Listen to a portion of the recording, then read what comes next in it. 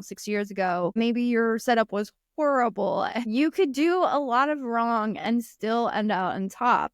Where these days, like cost per click's rising, you're paying $1 for all of those clicks. That adds up fast. That coupled with increases in Amazon fees and other fees, margins are a little bit slimmer, which means if you don't run a tight ship on ads, like you could literally put yourself out of business these days. Welcome to Top of Search with Robin and Abe, where we talk about e-commerce, Amazon, and more. Welcome to the show. Today, we're going to be talking about match types with one of the coolest women in the Amazon space. I love her work. I love watching her post and getting insight into different takes that she has. And she has a lot of experience in running ads and just in Amazon in general. So Elizabeth, thank you so much for coming on today. Can you just give people a quick rundown of who you are and why they should listen to you? Yeah. So I'll start with why you should listen to me on ads first. So I've been doing this, running our agency for about 6 or 7 years now. In the weeds, now a little bit more of a team lead, seeing all angles and evolutions of Amazon advertising.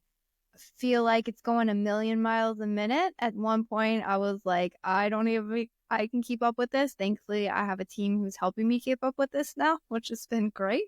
And then evolution of the story is a very classic move to agency.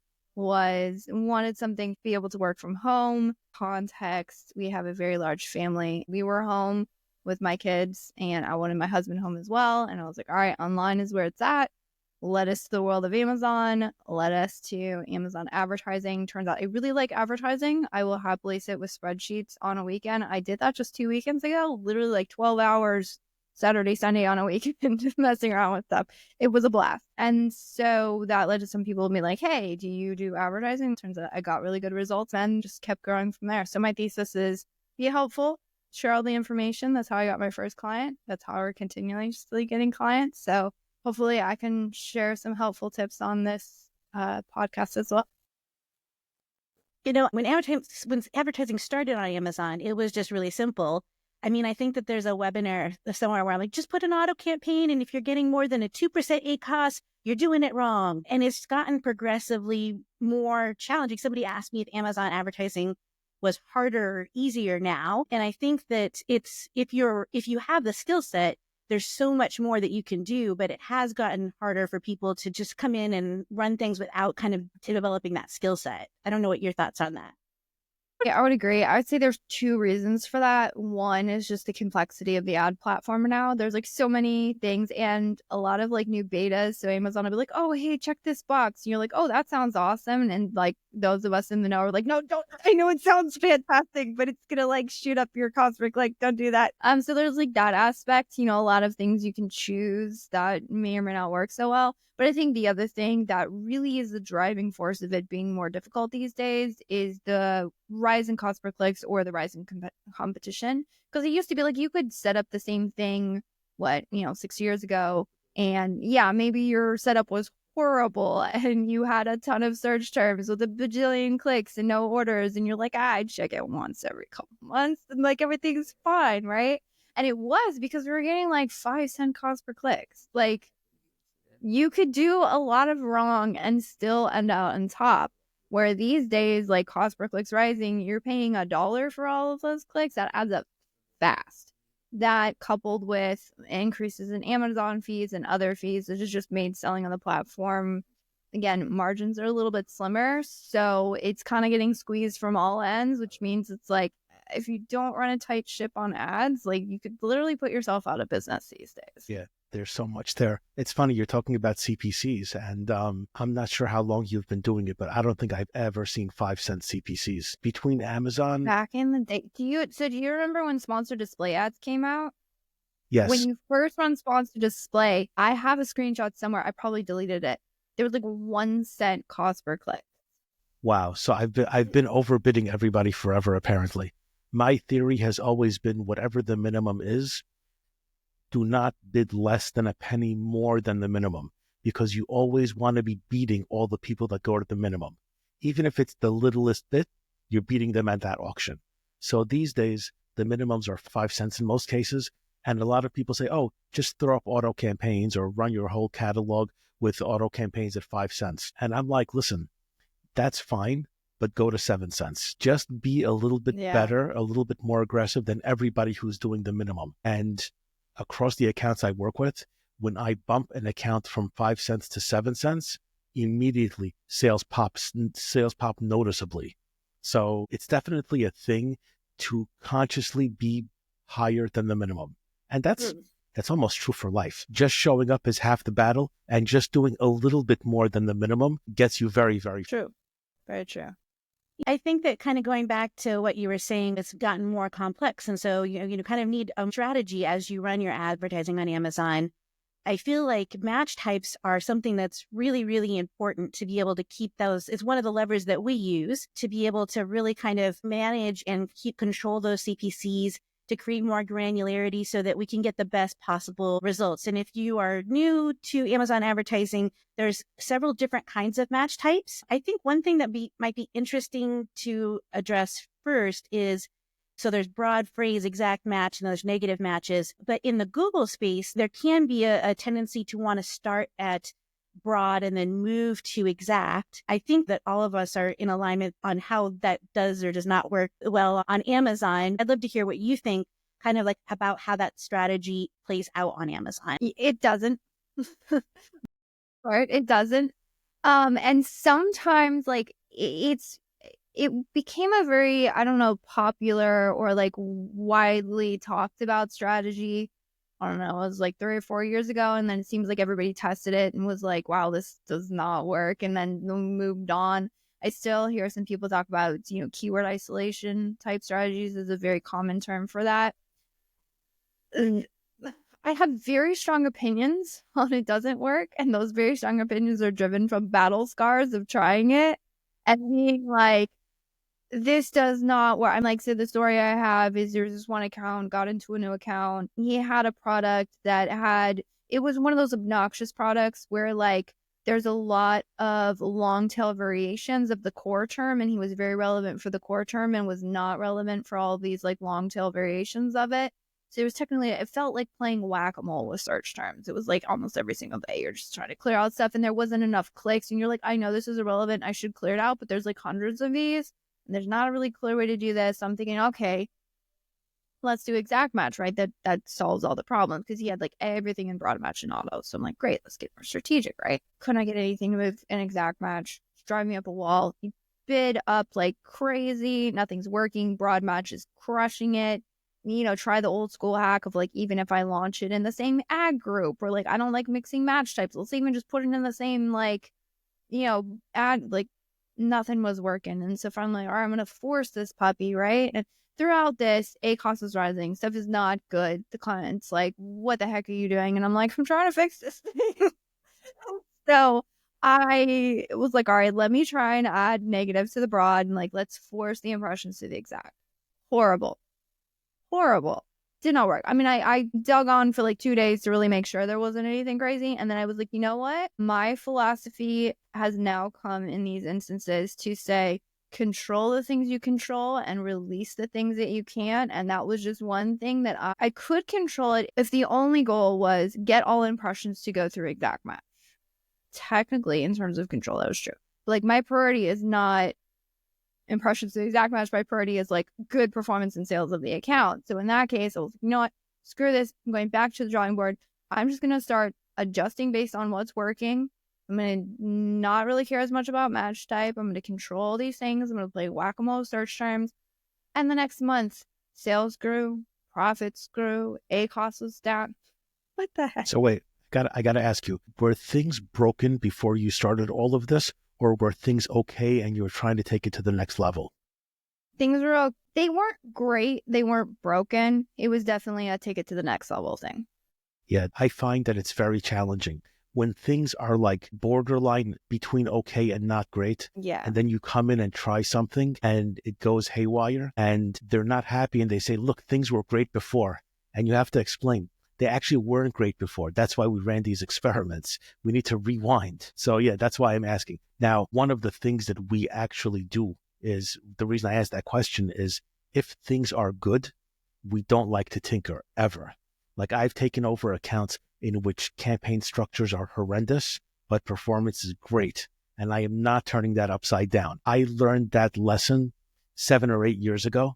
I just said, oh, I'm the new agency. I need to make everything with my way of doing things. Yes. I threw out an account that was working perfectly, and we got it back under control, but not without a few like white knuckle moments in there.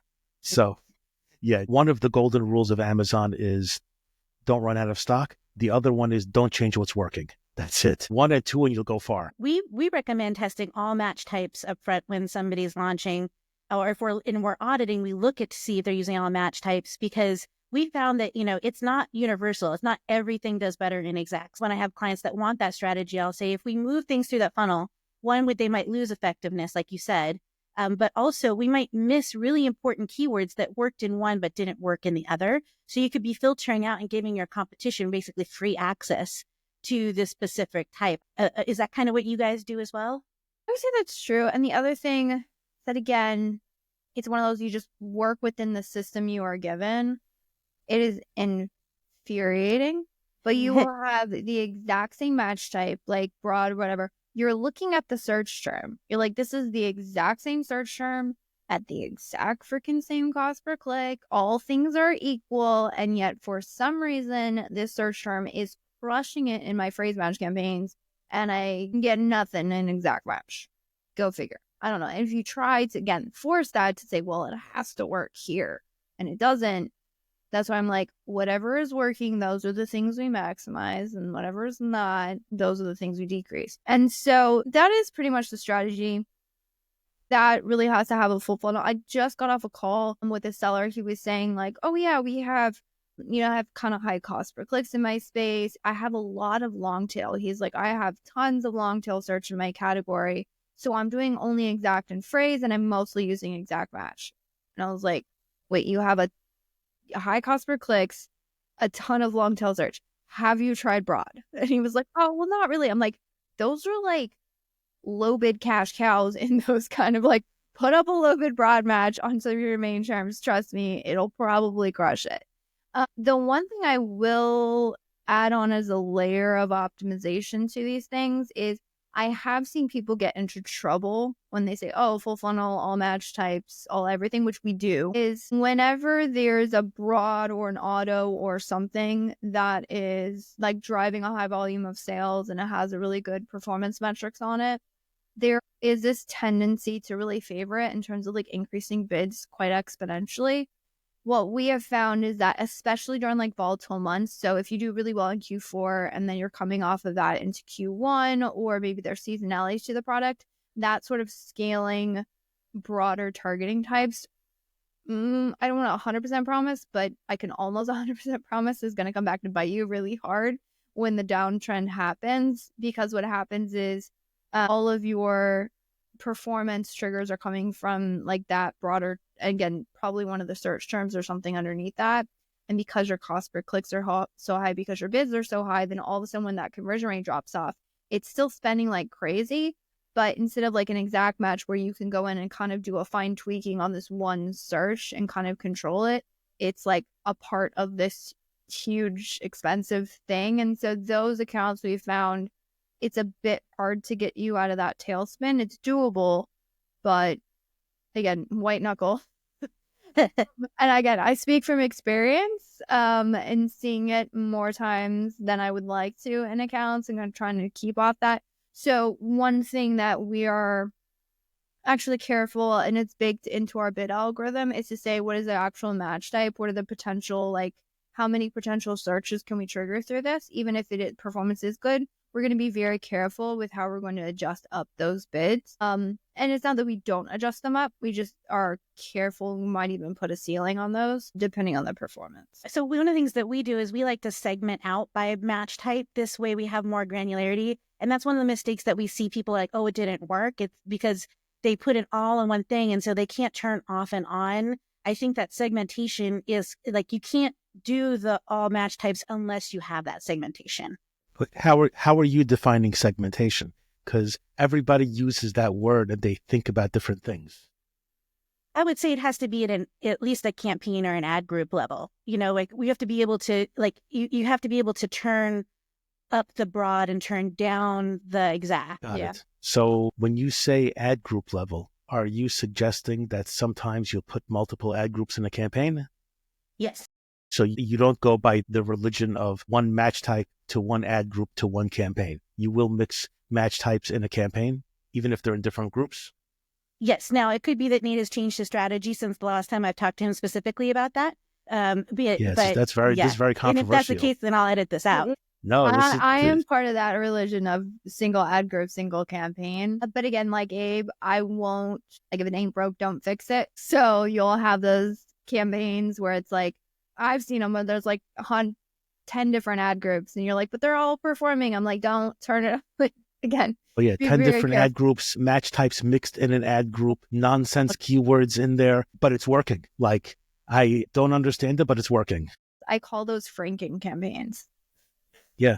Like, these are the crazy Franken campaigns that Okay, work. so this leads to an interesting thing where you might want to talk about something that you don't get asked about for sure. You mentioned Franken campaigns, but there is a thing called the Franken account. What do I mean? Even in an account which is working, you're always trying things. You're launching campaigns for different purposes. You're launching campaigns when Amazon launches a new feature. You're always trying things. And a lot of the things are not immediately low quality. So they don't get killed. They barely justify their existence. But all of a sudden, when you look at your account with fresh eyes after a year, you have like 702 campaigns for a product. First of all, do you run into that yourself? And number two, how strict are you about cleaning something like that up? Are you obsessive about having a perfectly neat account? Or are you okay with lots of interesting things floating around that's part of the mosaic of an account? I would say we would fall more into the mosaic. The reason being is like, I think it is a fallacy to think that you will ever have a perfectly clean account and all buttons and T's crossed and I's dotted, like due to a number of different things, different tests that you want to run because you always, like you said, you always want to be testing new things. You know, maybe some old like Franken campaigns and things that are sitting in there that you got to be careful of. So all of those things I would say do bring out the new mosaic. But I do think you touched on a very good point of, again, a lot of times you're launching specific things and, you know, you just keep launching. And then at one point, I mean, like there was one account where legitimately one of the products had thousands of campaigns. Depending on the software you use, that could be like a very common thing. No, it was manual. But so the reason why that happened was because that one product line made up 80% of the catalog sales. And it was a large variation listing, clothing, baby, that had different size as well as different style. Like I think they had 10 different styles plus all of the different sizes. So in that case, it's like, well, okay, you end up with like, somebody would look at it and be like, oh my gosh, you have thousands of campaigns for this thing. I'm like, yeah, but it's driving, like it's a multi-million-dollar account of one product, 80%. Like it warrants that level of detail and granularity. And so I think that's where you can get into those issues where like, you know, constant testing and stuff. And then somebody comes in and looks at it with fresh eyes and goes like, wait, what the heck? What the heck are you doing? So I think some ways where we try and mitigate that is one, we do a team structure, and so we'll kind of have the teams audit each other's accounts, which can be helpful. Again, the fresh set of eyes, people to bounce things off of. But the other thing that I think has actually been very helpful for us to sort of strategize those things is we launch campaigns based on two variables. One is just, you know, like a time cadence. So it's like, all right, we launch, you know, we go, this is our regular process. We go mine search term reports. So we do keyword research, you know, once a week, once every other week, whatever, depending on what the account is. But the second variable that we use to determine if we should be launching campaigns is a performance variable, because that was something that I'd seen. And this, so I'm trying to coach my team. All the battle scars I have, I'm like, don't do this. You know, if you're in that cadence of like, all right, go check search term reports, launch new campaigns, go check search term reports, launch new campaigns. That adds up really quickly. And so what happens if the campaigns that you launched last week didn't do as well, and then you're launching again this week, and then all of a sudden spend is climbing, total cost is climbing, things take a while to catch up. It's just not great. So I always tell me, it's like, oh, we found these new keywords, or we want to do this strategy. And so I'm actually really proud of my team. One of my we were talking about a new test of a new match type actually that we're testing. And my account manager, she's like, oh yeah, like I want to test it. I think I'm going to test it next week because I want the account to be really stable to be able to support a test like that. I'm like, fantastic. Okay. We're on the same page. So wait, so explain this to me better. When you say performance being the basis for launching new campaigns, are you saying that flaky or inconsistent performance will lead you to not want to launch new campaigns, and steady performance suggests that you have room to launch new things? Is that what you mean by performance-based considerations? Say yes. The only asterisk or qualifier I would add to the first one would be like if the performance is poor, because an example would be lack of organic ranking. So therefore it might be counterintuitive to launch something, but you know that like the basis of that poor performance is because you don't have a specific ad structure. So that would be the only change. But otherwise, when things are not working right, all options should be on the table, including filling gaps. And filling gaps is done a lot of times with a new campaign. So yeah, I get that too. sure. Is there anything that when you audit an account that you go objectively, there is no way that this could have a good reasoning behind it? I mean, because I think we've all seen like, you're like, I can't believe that works, but it works. But is there anything where you're like, I have never, ever, ever, ever, ever seen that work? And I've done a lot of audits. You think I could come up with something? I don't know. So I can normally puzzle through most people's strategies. I think the one that baffles me the most, and I can normally follow logic trees, but I don't understand the logic tree of this one, is when I go into an account and I see things that have been paused, and then you look at lifetime and you're like, you launched this campaign, there was obviously intentionality behind it. I'm not disagreeing with your keyword selections, and yet you guys got like 2 clicks and then called it quits. Or this is the one that weirds me out, is like, when you'll see that the bid is crazy high and you're looking at the ACOS, you're like, all right, ACOS was 100%. That's ridiculous. Obviously, like we need to fix something. And then you're looking at the bid and you're like, well, yeah, that's kind of expected. You put it like a $2 bid in there. It's a loosely relevant keyword. And then like they just paused it. And you're like, I don't know, to me, it's like pausing 100%. Like we pause campaigns, we'll pause stuff all the time and we'll look at lifetime, so it's a typical like cleanup, but oftentimes you're looking at stuff that got paused and you're like, I don't follow the logic. Like it was launched, it was crazy aggressive.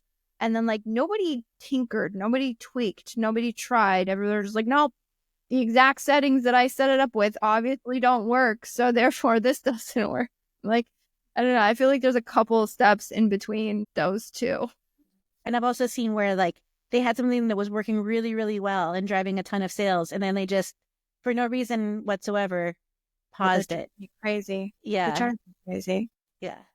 And the crazy thing is they never know why they did the thing. No, If they you never ask, do. I don't know. Like that's just the answer. Well, hey, can you give me some insight into the thinking behind this?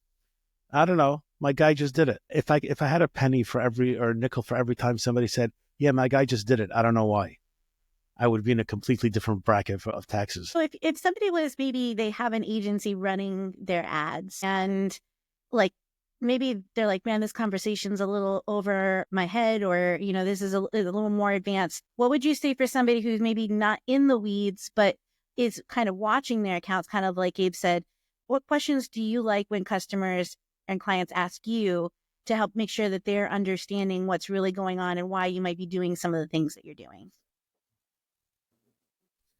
I think it's probably starting off the conversation, agreeing with goals and KPIs will help filter that conversation.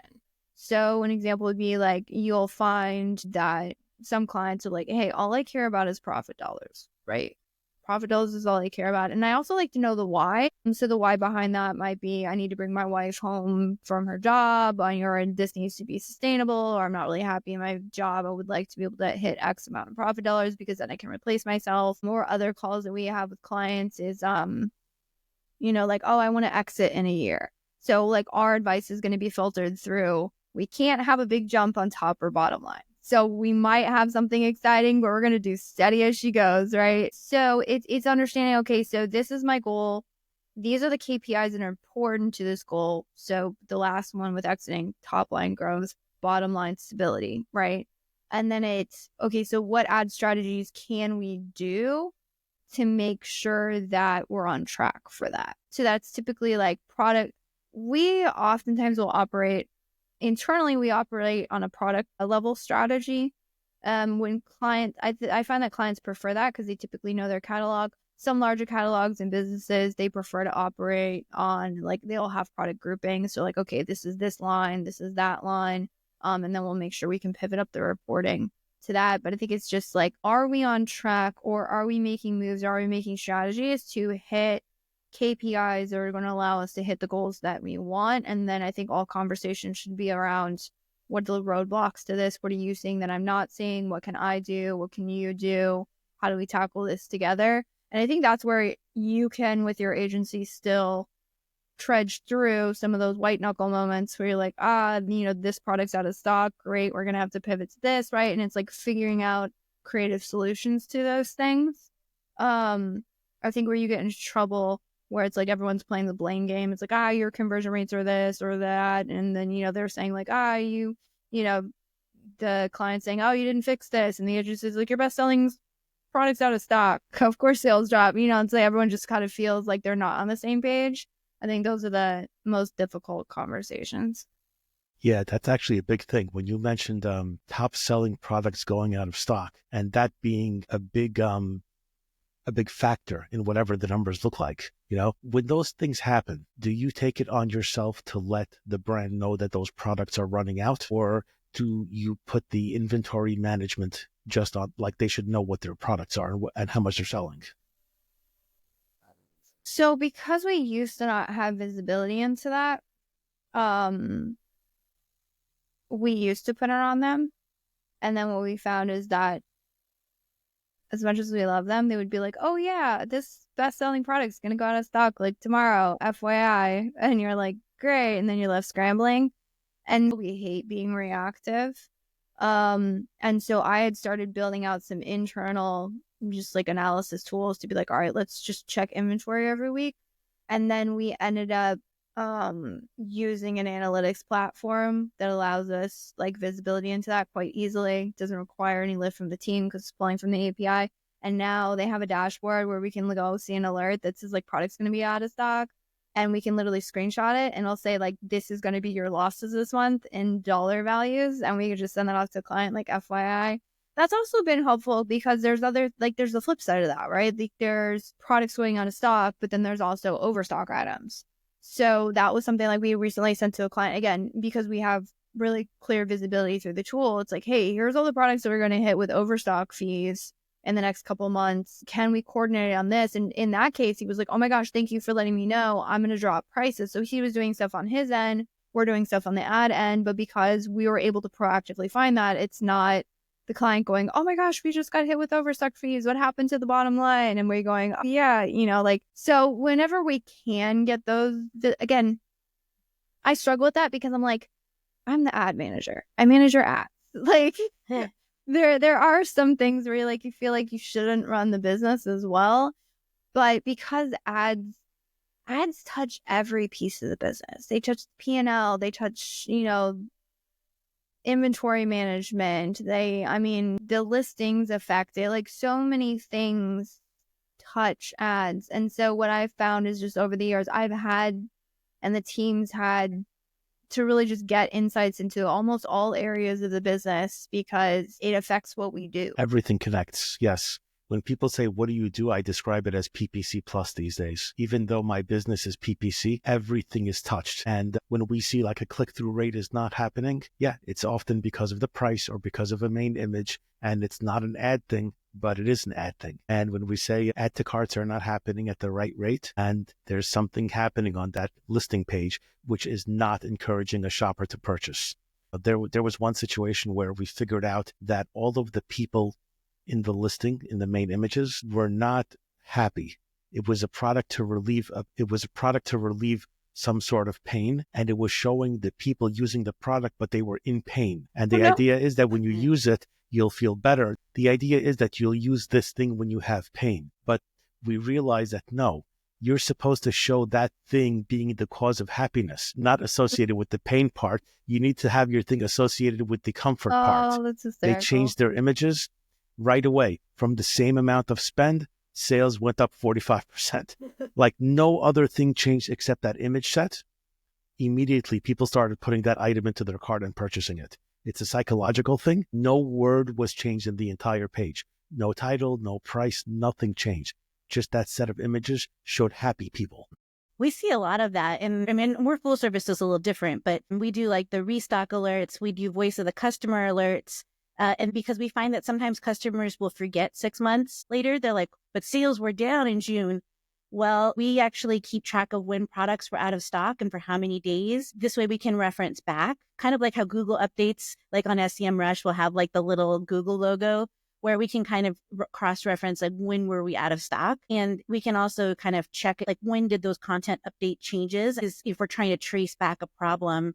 I think that that data can be really helpful for clients. Most of our clients, they need somebody to interpret that data. Even just giving it to them, they kind of have to have some additional support in many of them to really understand how all of the pieces go together. I feel like there's more and more to do on the platform. Like, are you experiencing a lot of scope creep? Because I feel like every man was like, here's a new thing. We're like, we haven't even figured out the last 2 things you gave us. Yeah, so I think it's a little bit easier for us to cut off scope creep, to be like, we're very clear when we start. If it is covering, launching, and managing advertising, it is within our scope. We will constantly up-level service, so like keyword research, analytics, everything else, 100%. I find it's more the scope creep happens with smaller clients. Yes. Because I feel like, the larger clients are like, oh, this is the ad specialist, or I have somebody else for this. Where the smaller clients, oftentimes ads is the first thing that they will hire someone to do. So again, the thing is, and maybe that's part of the reason why I know all these other pieces of the puzzle, even though I'm just, the ads person, is insights and inventory, or where this report is, or how that works, or, how does one do listings and SEO and all of that stuff. And I'm always very clear in those scenarios. I'm like, look, I do not proclaim to be expert. I will proclaim, I won't say expert. I will say I have expertise in Amazon ads. That I will claim wholeheartedly because I believe it. Other things, I'm like, this is something that I have heard that I think is valuable. Here's the analytics that we've done. I'm pretty good at math and pretty good at spreadsheets. I can help you interpret those. But outside of that, I'm not going to be like, you should put this coupon instead of this coupon. Because the other thing is, like with ads, we've done so much testing and iteration that we've seen all things, where it's like the other ones, it's like, well, somebody I know and trusted, from my understanding, did a lot of testing, and this is their advice. I hope that is valuable to you. That's pretty much how I approach those things. Yeah, we do the coupons, and it's like a moving target with the reference prices. Like I feel like I'm playing like Charlie Brown and Lucy playing football. I'm like, seriously, Lucy, stop it. Amazon is very challenging to work with anything that requires approvals and reference prices and inventory level suggestions. Anything in which you're asking their system to approve something goes haywire all the time.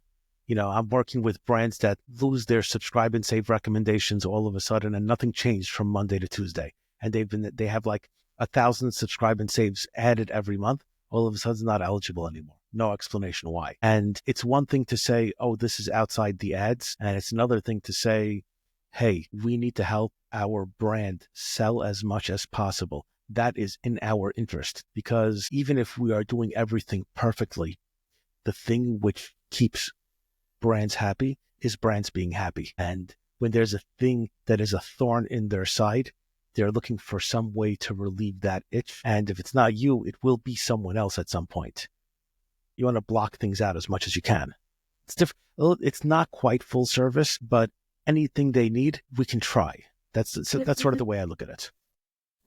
My line is, I don't do Google. I don't do Meta. I refer people out to that. Even lost a bigger client because they wanted somebody to manage it all. I just don't know how one agency, unless they have a specialist in each department, but I feel like you have to have somebody that has been eating, sleeping, breathing Amazon for at least 3 to 5 years in order to be able to offer all of those services. I have not seen a lot of Google agencies love working with Amazon. In fact, Nava Hopkins, who works for Optimizer, recently posted a poll, and her audience is very Google and Meta ad platform. And I think I was the only person that picked Amazon as their favorite platform. I think that for them, like the things like the inventory and the compliance, all the things that were like, oh yeah, that's a Tuesday. Now we can't say the word sock anymore. Like random things like that are just part of our air that we breathe is really vexing for them. Yeah, I can imagine. But I think for us, like having a very solid conversion data. Yeah. From my understanding of that platform, it's like conversion data is a little bit hard to piece out, where for us, it's like, well, that's pretty black and white because it's all on the same platform. So I think it's just going back to just knowing and understanding the platform. And I would agree with you. I don't know if you've seen like on LinkedIn, I'll get friend requests or not friend. They're not friend requests. What is it? Connections. And somebody's like, oh, I'm an expert. It's like, I'm an expert in Google ads and our Meta and Amazon and TikTok. And I'm like, pick one. And then maybe do it for like 3 or 4 years. And then maybe advertising does translate. Marketing does translate in some ways, right? I think cost per clicks are pretty universal. VCPM is pretty universal. Like orders, what constitute conversions? Orders divided by clicks, right? I mean, it's pretty, there are those concepts that do translate cross-platform, but like the nuances, how to get something out of the platform, the ad types that like does not translate. Even if you have crossover, like Google to Amazon, exact phrase and broad, like it doesn't function the same. Well, I think the piece of news and updates for, especially with PMAX and everything that's, I can't imagine trying to keep up with everything that Amazon's rolling out, everything that changes with Google. I know people who manage all for like a brand, but they're just focused on that one brand. So they have a little more insight, and because attribution is a problem, so yeah, I totally agree with you there. Yeah, but to some extent, by the way, you mentioned attribution. It's actually super important to utilize tools that can connect to every platform, because the dirty secret to Amazon ads is that a lot of brands bringing in traffic from off of Amazon are spending more on marketing than the dollars they give to Amazon. If you're spending $100 on ads with Amazon and you think that your ACoS is 10%, but you're spending another $100 on Meta ads, you didn't spend $100 to get those sales, you spent $200. And if you are not connecting all the places you spend money to all the places you get your money, you don't actually know what your real true metrics are. And that is a thing that gets lost in all the discussions of all the other platforms. People talk about TikTok. They talk about influencer videos. They do not calculate the cost of giving away those goods and giving those commissions away. And once you calculate those in, sometimes the picture still looks great, but a lot of times there are extra layers to what you have to think about. So the right tools to bring in every piece of spend, whether I manage it or not, I still want to see it from everywhere to be able to give the right picture to a brand. So I'd be curious to know is how do you get all of those pieces and put them There together? are tools that will connect not only to Amazon, but to Shopify and to TikTok and to Walmart and to Target. There are tools that connect to all of them. And they bring in all the metrics, and they'll give you a dashboard where you can see all the spend going out and all the sales coming in. Now, you'll have a different SKU on every platform for the same thing. So getting per product data requires a whole bunch of maneuvering, but at a minimum, you have to start with the top line numbers. If you don't have those at all, you're missing visibility. But the work of connecting and bringing everything together, that's actively part of really understanding profitability properly. Depends on what platforms they're on. We really love the Optimizer tool. And so we can connect their Google and their Meta ads. And so they can see everything all together. And you can see kind of ROAS, TROAS, MERS, all in the same place. But, that's usually reserved for, much higher volume clients, because at a smaller level, it doesn't make sense. Lift doesn't make sense for what they're doing. But, By the way, even in Amazon, not every tool can connect even to vendor and seller. And brands who are selling in both, there are a lot of brands who sell some of their inventory through Seller Central, some through Vendor Central. And if you're using a tool that only connects to Seller Central, you're missing a significant percentage of your data to work with. So even within Amazon, there are different ways to see and capture data that not everybody's doing. True. Or being able to see it across all the different marketplaces. So some tools connect to all the marketplaces, but they make you cycle in between them. So you can't see like your blended performance. Right. You can't tell how many of this product your whole company sold. You can't just tell. Right. You'll have to flip. We did with a client, they were pushing like, oh, we have to grow EU and we have to put all this effort into you. And like, don't get me wrong, it was fantastic. And yes, let's put effort into EU. And then we went and, they were so in the weeds on EE every single one. Well, let's tweak, like, so Spain is this. And we did an analysis and I'm like, wait, Spain is like 0.86% of your total sales volume. And Amazon US is like 90% of sales volumes. So maybe in terms of effort spent, which we were fine to put the effort in, it's just they were struggling to manage like all the inventory management and everything across. And I'm like, guys, no, your resources should be allocated based on the contribution. It's funny because this is actually the second time in 2 weeks I'm having to say that. So I have a brand I work with, which is large and complex, and they always have something like 150 tasks to do. You can clear off 150 tasks a day. They'll give us 150 new things the next day, which is fine. But sometimes when you have to decide which thing to do first, you need to figure out the way to prioritize. And they always wanted to prioritize the oldest thing to get cleared off first. And it never felt right to us. And then all of a sudden, one of my team members says, this is wrong. You have to prioritize based on the task which is going to make the most money for your company. That's it. You have 150 items. Which item makes the most for you? That's the one to do first. Which item makes the least? That one can sit. And that's it. So you need to prioritize based on actions, whether it's which marketplace to go into, which ad type to go into, whether it's tasks to do. Always focus on the thing which is going to make you the most money. A lot of people focus on like things that have small effects on Amazon, but they saw a video about it and somebody said, oh, I made this adjustment and rocketed my sales 42%. I'm like, very unlikely. And that's not what everybody else should be doing. And that's it. The reality is do the right things, get your foundations right, make sure you use your time properly. And that's what the successful people do for sure. Well, I imagine you're really busy all the time between all the things that you manage at work and then having such a large family. Like, I feel like you must be pulled in a lot of different directions, a lot of different times. Yes, all the time. So I have a question. This actually came up a couple of days ago. What do your kids think you do for work? Do they actually understand? They know specifically. So if you ask them, they'll say Amazon PPC, I think. Yeah, That's my so kids know what I do. They'll even like send me the Amazon listings and be like, oh man.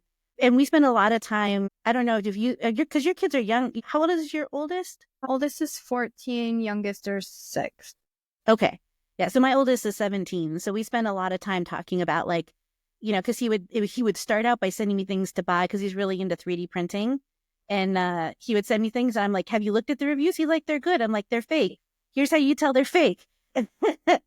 But yeah, my kids still have no idea. They send me links of things to buy. And I'm like, don't you dare. Try again. I will not spend my money on this thing you asked for. Not when there's like 11 consonants and 14 vowels in the name.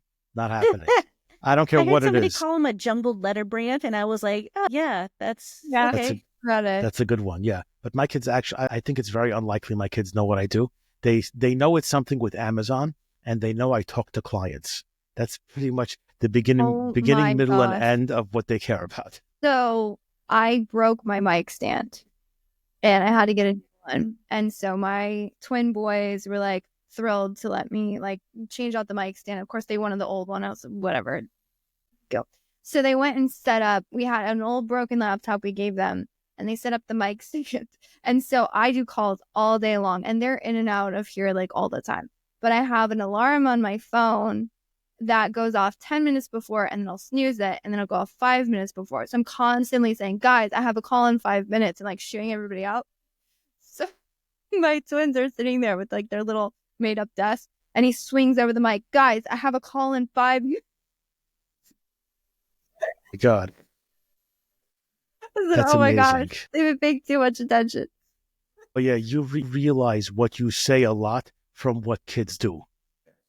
I guess I say I have a call in 5 minutes a lot, which I do a lot. A lot, yes. This is what they do. Oh God.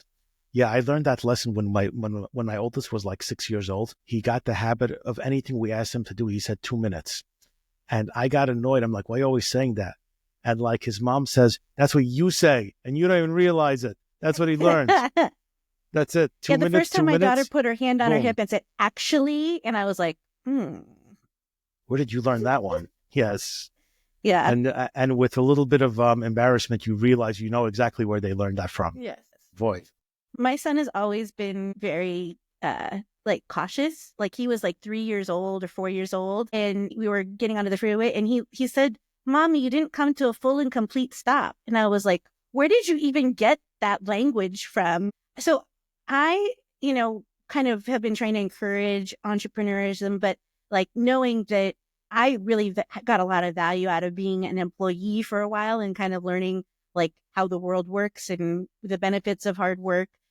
I'm curious, where do you feel on like, are you like pushing your kids towards entrepreneurship, or do you feel like, like my dad was always, you can be a garbage collector as long as you're the best garbage collector, and that you love what you do. And then my stepmom is Chinese, and it's, you can be anything you want as long as it's a lawyer or an engineer. So there's in that spectrum, where do you think that you are? Probably whatever you want to do, as long as you're the best, leaning towards that. In terms of, so I think the thing that my parents did really well for me and my husband's parents did really well for him, so I think it's something I want to carry over, is they did a lot of like self-directed learning. So for context, I was homeschooled, my husband was homeschooled, we're homeschooling our own children. There were certain aspects of that drove me crazy at the time, where I felt like you're just trying to push off responsibility onto me and to make me learn stuff.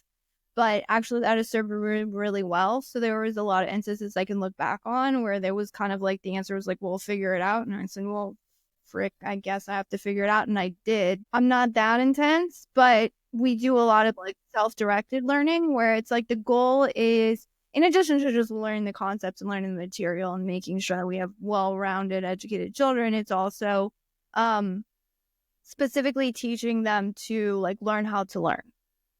So the way that we're doing it is, instead of like there's a bajillion different curriculums and you can teach. I don't think anyone's like right or wrong. It's just I found value in sort of that concept for me that gave me, I think, a lot of confidence in myself. So there's a lot of stuff that I've just dived into that's like, I kind of feel like I'm treading water and I'm just sort of kind of getting ideas, and that actually has led into some like me learning something pretty awesome and being like, wow, I guess I can do that, right? So I've somewhere along the lines sort of I have been able to approach a lot of things and just be like, well, I'm going to figure it out. I always kind of have. And I don't, there's like an eternal optimism in the back of my mind that's sort of just like, well, it always kind of just works out. So I guess we're just going to give it a go. And so I would kind of hope that for them. I guess the way that I approach it is like, there is this idea that like we get asked in the US, I don't know if it was just where we are, but I feel like it's a universal US thing, is like when a child is nearing the end of high school, it's like, what do you want to do for the rest of your life? What are you going to do? And it's like, yes, okay, if you're going into college, it's good to have an idea of what you want to major in, right? But like this concept that like at 18, you're going to have an idea of what you want to do for the rest of your life, I think is like, it's idiotic. And you don't even know who you are. No. And I said, like, what I wanted to be at 18, I wanted to be a wife and a mother. And I got that. And I had that for a very long time. And then now I've shifted into, a more, entrepreneurial or like, sort of business role. I would have never at 18 have thought I would want this. And yet I am happy as a clam. And I feel like I could do this for, the next decade or so. So I'm gonna push back on that a little bit, or maybe I'm gonna refine a little bit. Go for it. So with two parts of this. The first part of it is, when it comes to what I think my kids should do, I think that their first responsibility is to earn a living. Use the spare time that you earn with your money to do the things you find fulfilling. That's the first thing. Second thing is this idea of letting kids figure out things after 12th grade, at age 18 or whatever it is. I definitely think they should have a direction at that age. So you had a direction. You wanted to be a thing and you pursued that thing. And even though you changed your direction at some point, you had a direction. The alternative is somebody who doesn't at all know what they want and doesn't do anything. That's the person who is just hanging around, taking minimum effort work, and they are not going anywhere, and they never develop a direction. Much better to have a direction and change the direction, but be moving, try to achieve. I think the reason that Elizabeth, please correct, no, I don't want to speak for you, but because I kind of feel the same way as Elizabeth. The reason that's not where she started is when you have kids and you've been really ingraining in them being a self-starter, figure it out. Like if you want something, you need to go get it. Then you've already ingrained that in them. So that direction, they're already a force in motion. So I've never said, hey, Elias, you should learn electrical engineering. He's like, hey, can I have an oscilloscope for Christmas? And his room looks like the entry part for web slingers at Disneyland because he's just got electrical wires everywhere. And it's because he found something he was passionate about. And my daughter is really into art. And we've had a lot of conversations. And because she knows you have to have things in order to, you have to have money, she's already thinking about how can I integrate my passions and talents into something that is able to be commercialized, and when is something a hobby versus something a career. Correct me, Elizabeth, if I got that wrong. I think you're right. I think I would refine what I said off of Abe's refinement of concept. Is I would 100% agree with you. One, yes, you got to make your way. Now we will see what happens. I don't think I'm going to be 18. You're going to have to be out on your own, but I'm not going to be, hey, 18, I'm still paying for everything and you're eating all of my food and you get to go work and keep all the money and, just live at my house, right? I think there's a balance there. And then I think the second refinement off of that is, I would agree with you. And I think just the different way to say that concept is you have to figure out what you want to do, but you figure it out by doing. Mm-hmm. So it's when I say oh, the direction for your life, it's I might kind of like this, but I don't know if I want to do this for the rest of my life. So it's oh, I try that, or I try that, or your son was oh, I love electrical engineering. My sister, when she was growing up, she was dead set, and I thought she was totally going to be an entomologist. She left bugs. She decided she wanted to learn Latin because she needed to know all of the technical bug names. She had every bug journal you could possibly know. If you wanted to know what a bug was, you called Ruth and she would tell you the history of it and everything.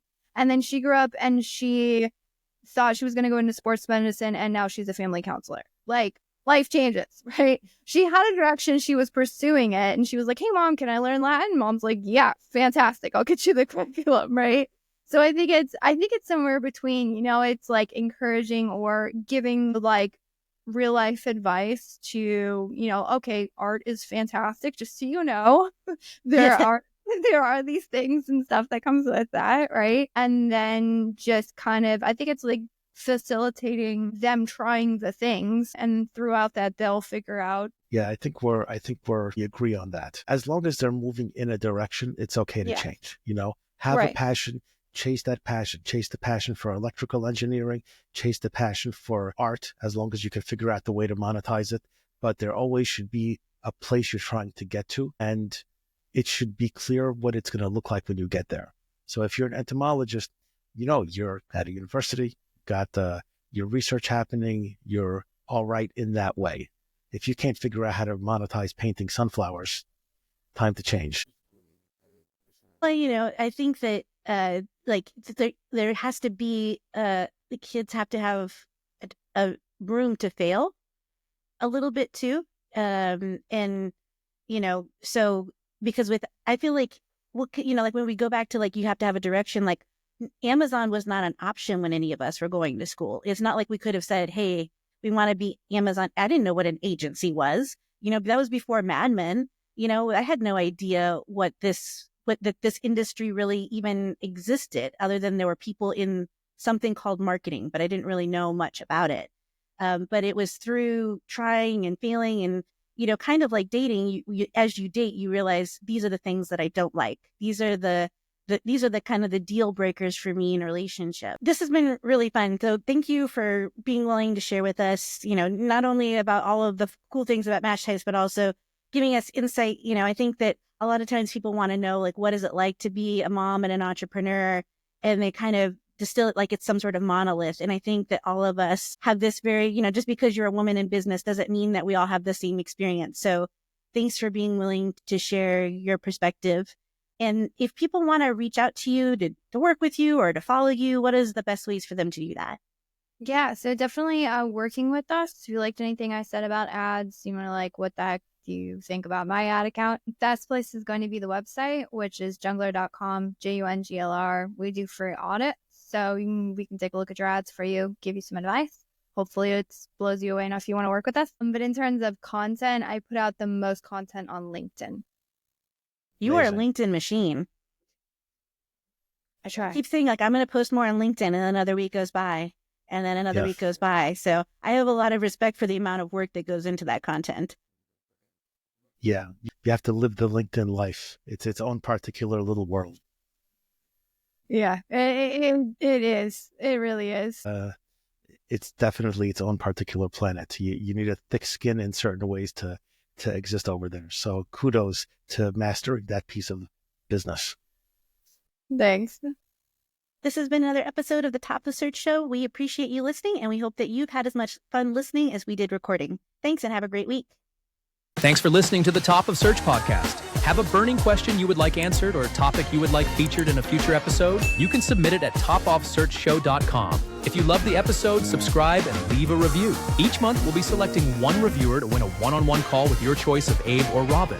Winners will be announced at the end of the first episode of every month.